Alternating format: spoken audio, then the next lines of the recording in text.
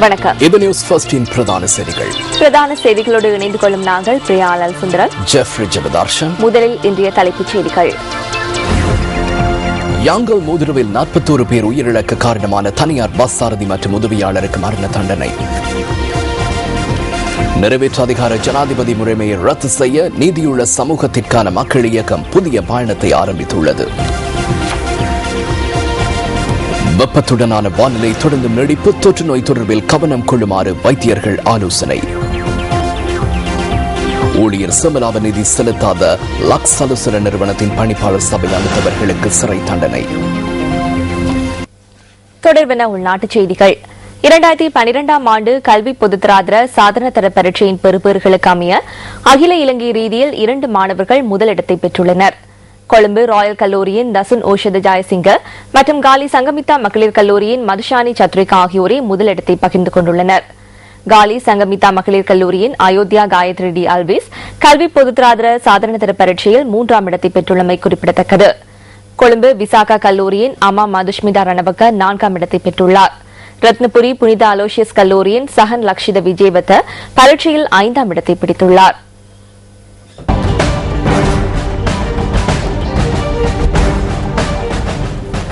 விகாரைகளுக்கு யானைகளை கையளிப்பது தொடர்பான பத்திரங்கள் ஜனாதிபதி தலைமையில் அலரி மாளிகையில் இன்று முற்பகல் கையளிக்கப்பட்டன.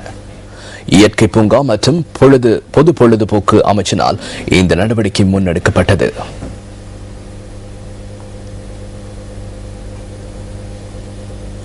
இதுவரை பேராசிரியர் பெல்லான் வில விமலரத்ன தேரரினால் பௌத்த கலாச்சாரத்தை மையமாக கொண்டு எழுதப்பட்ட நூலொன்று நேற்று ஜனாதிபதியிடம் கையளிக்கப்பட்டது. பௌத்த மத வழிபாடுகளின் ஆரம்பம், யாத்திரைகள் தொடர்பான விடயங்கள் இந்த நூலில் உள்ளடக்கப்பட்டுள்ளன. யாங்கல் மோதிர ரயில் கடவையின் ஊடாக பாதுகாப்பற்ற வகையில் பஸ்ஸை செலுத்தி 41 பேர் உயிரிழந்த சம்பவத்துடன் தொடர்புடைய குற்றவாளியான தனியார் பஸ்ஸின் சாரதி மற்றும் உதவியாளருக்கு குருநாகல் மேல் நீதிமன்றம் இன்று மரண தண்டனை விதித்துள்ளது. 2005ஆம் ஆண்டு இடம்பெற்ற இந்த விபத்து தொடர்பான வழக்கை 2006ஆம் ஆண்டு முதல் மேல் நீதிமன்றம் விசாரணை செய்து வந்தது.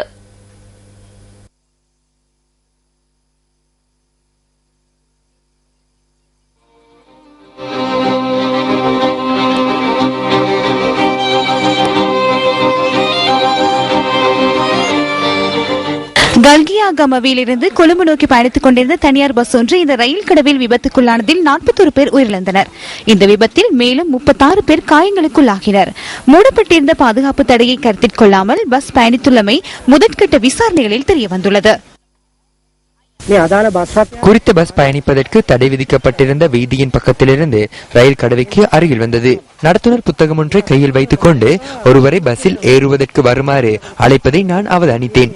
அப்போது காவலாளி வர வேண்டாம், ரயில் வருவதாக கூறினார். அந்த சந்தர்ப்பத்தில் நடத்துனர் பிரச்சனை இல்லை என்று வருமாறு கூறினார். 5 கிலோமீட்டர் வேகத்தில் பயணித்திருக்கும் பஸ் ஒன்று தவறான மார்க்கத்தில் இவ்வாறு பயணித்தது. முன்வைக்கப்பட்ட சாட்சியங்களை கருத்தில் கொண்டு போலீசார் பஸ் சாரதி மற்றும் உதவியாளரை உடனடியாக கைது செய்தனர். இதற்கமைய 150 குற்றச்சாட்டுகளின் கீழ் அவர்கள் 2 மீதும் குருநாகல் மேல் நீதிமன்றத்தில் குற்றச்சாட்டுகள் சுமத்தப்பட்டிருந்தன. வழக்கை விசாரணை செய்த நீதிமன்றம் பஸ் சாரதி அப்துல் வாஹிட்டை 30 குற்றச்சாட்டுகளில் குற்றவாளியாகவும் உதவியாளரான புத்திக ருவான் குமாரவை 29 குற்றச்சாட்டுகளின் குற்றவாளியாகவும் தீர்மானித்து தீர்ப்பளித்துள்ளது. நியூஸ் ஃபர்ஸ்டின் பிரதான செய்திகள் தொடர்கின்றன. வலிகாமம் தென்மேற்கு பிரதேச சபைக்கு சொந்தமான காணியில் ராணுவத்தினர் முகாம் ஒன்றை அமைத்துள்ளதாக பிரதேச சபையின் தலைவர் ஜெபனேசன் தெரிவித்துள்ளார். இது தொடர்பில் பிரதேச சபையின் அடுத்த கூட்டத்தில் தீர்மானம் ஒன்றை எடுக்க உள்ளதாக அவர் குறிப்பிட்டுள்ளார். பண்டத்தரிப்பு காடாபுலத்தில் உள்ள சுமார் 49 பரப்பு காணியில் நகர அபிவிருத்தி மற்றும் பாதுகாப்பு அமைச்சின் அனுமதியுடன் இந்த முகாமை அமைத்துள்ளதாக ராணுவத்தினர் தன்னிடம் தெரிவித்ததாகவும் அவர் குறிப்பிட்டுள்ளார்.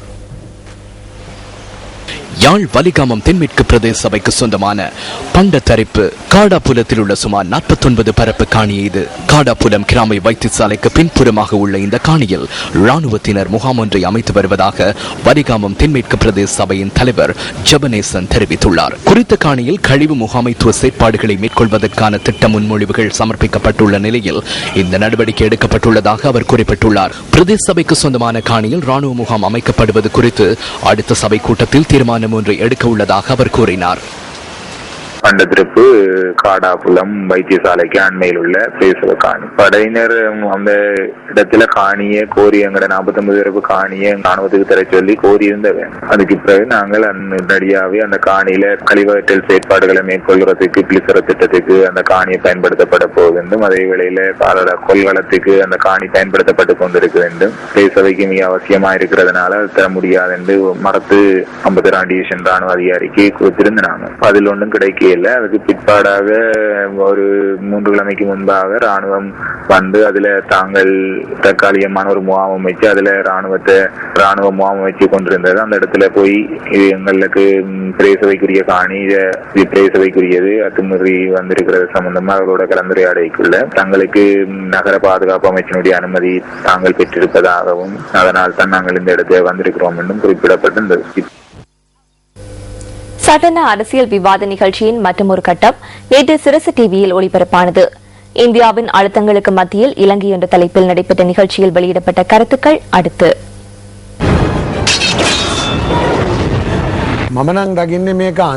சர்வதேச அழுத்தமாகவே இதனை நான் காண்கின்றேன். இந்தியாவால் இலங்கைக்கு அழுத்தங்கள் விடுக்கப்படுவதனை போன்று இலங்கையினாலும் இந்தியாவிற்கு அழுத்தங்கள் விடுக்கப்படுகின்றன. தேசிய அரசாங்கம் ஒன்றை இன்னும் நாட்டிற்குள் ஸ்தாபிக்க முடியாத நிலைமையினாலேயே இலங்கை பல்வேறு பிரச்சனைகளை எதிர்நோக்கி வருகிறது. எனினும் இந்தியாவில் தேசிய அரசாங்கம் ஒன்று ஸ்தாபிக்கப்பட்டுள்ளது. பல தேசிய அரசாங்கங்களின் தமது பிரத்யேக தேவைகளுக்கான கொள்கைகளை வகுப்பதில் சர்ச்சை ஏற்பட்டுள்ளது.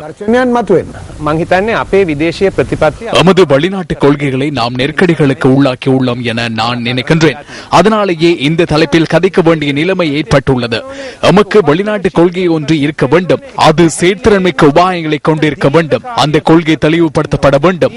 அது நீண்ட காலத்திற்கான கொள்கையாக இருக்க வேண்டும். அதனை நாளடைவில் மாற்றும் வகையில் இருக்கக்கூடாது. கொள்கைகளை மாற்றும் போது சிரமம் ஏற்படலாம்.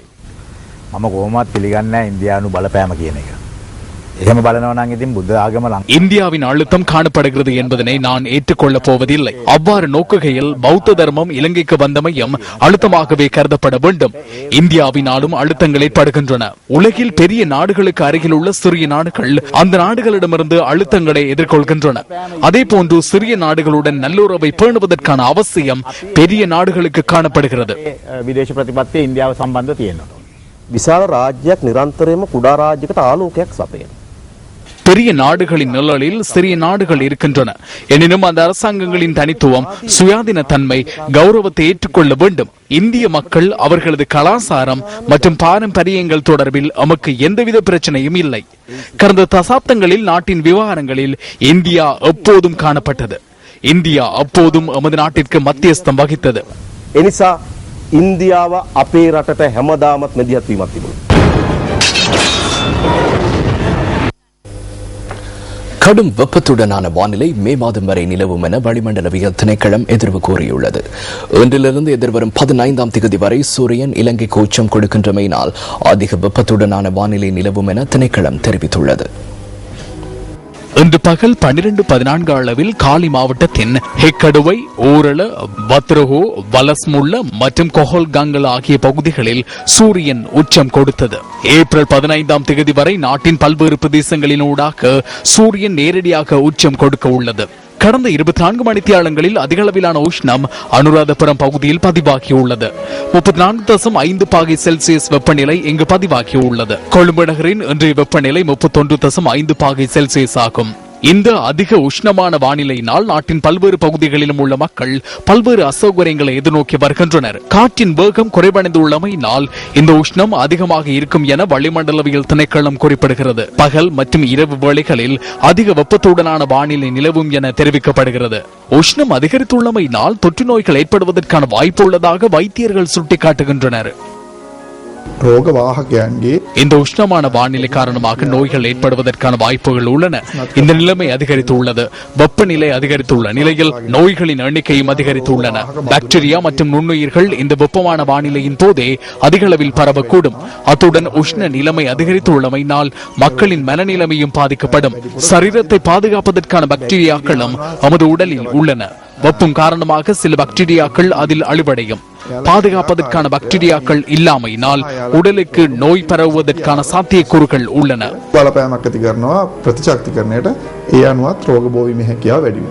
இதேவேளை இலங்கையில் கடந்த 10 வருடங்களுக்குள் குறிப்பிடத்தக்க அளவு வெப்பநிலை உயர்வடைந்துள்ளதாக வளிமண்டலவியல் திணைக்களம் தெரிவிக்கிறது. உஷ்ணமான காலநிலையை தற்போது எம்மால் உணர முடிகிறது. கடந்த சில வருடங்களிலும் ஏப்ரல் மாதம் அளவில் இவ்வாறான நிலை காணப்பட்டது. சூரியனும் இலங்கைக்கு மேலாகவே பயணிக்கிறது. பகல் வேளைகளில் கடும் உஷ்ணம் நிலவும். அதனை கட்டுப்படுத்தக்கூடிய வழிகள் மிக குறைவாக காணப்படுகின்றன. அதாவது காற்று மிக குறைவாக காணப்படும். இந்த நிலை ஏப்ரல் மாதம் முழுவதும் தொடரும். ஆனால் சில வானிலை மாற்றங்களினால் இந்த நிலைமை மாறலாம்.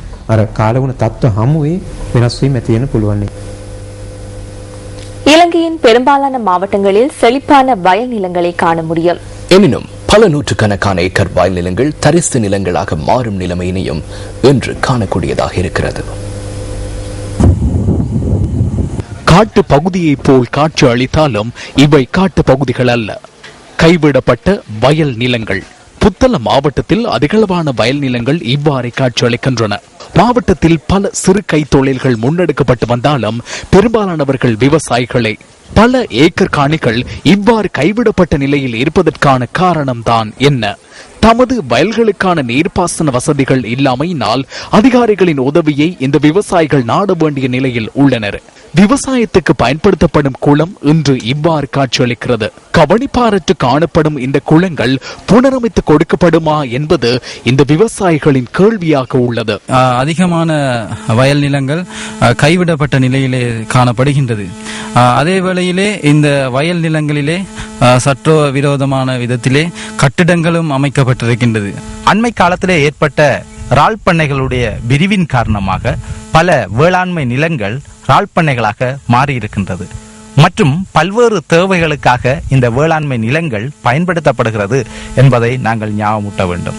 வயலுக்கு செல்லும் வடிகான்களில் தாவரங்கள் படர்ந்துள்ளன. வயலுக்கும் வடிகானுக்கும் இடையிலான வேறுபாட்டினை கண்டறிய முடியாதவாறு அவை தூர்ந்து போயுள்ளன. கைவிடப்பட்ட வயல் நிலங்களில் தற்போது தெங்கையும் வாழையையும் பயிரிட்டு விவசாயிகள் தமது வாழ்வாதாரத்தை தேடிக் கொள்கின்றனர். நீண்ட அறுவடை காலத்தை கொண்ட பயிர்களை நம்பி நாள் தேவையை பூர்த்தி செய்ய முடியாத துர்ப்பாக்கிய நிலையை இந்த விவசாயிகள் எதிர்நோக்கியுள்ளனர். விவசாயத்துறை அதிகாரிகளின் அசமந்த போக்கினால் தமது வாழ்வாதாரத்தை தொலைத்து விட்டதாகவும் விவசாயிகள் குறிப்பிடுகின்றனர். இவ்வாறு கைவிடப்பட்டுள்ள குளங்களை புனரமைத்து தமது ஜீவனோபாயத்தை மீண்டும் உயிர்ப்பிக்க வேண்டும் என்பதே விவசாயிகளின் வேண்டுகோளாக உள்ளது. நியூஸ் ஃபர்ஸ்ட், உங்கள் வாழ்க்கை, எங்கள் செய்தி.